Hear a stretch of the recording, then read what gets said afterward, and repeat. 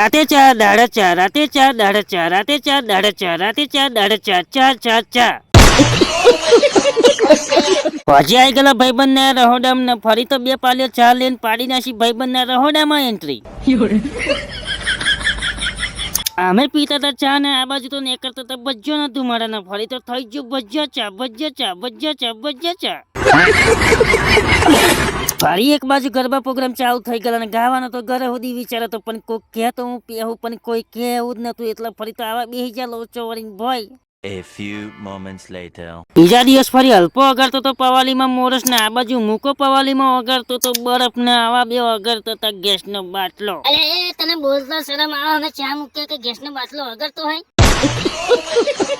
આ ભાઈ ફરી કરી નાખ્યા હતા કંકોત્રી ના પૈસા વસૂલ વાયરો ખાઈ ખાઈને ફરી તો મળી ગયા આપણને પહેલા વરજ ને આ બાજુ હતા બીજા વરજ ને હું આવ્યો ફરી છાસ લેવા અઠો મેમોન લઈને જતા હતા છાસ બહુ પીધી ને મને ખટાશ નડે છે.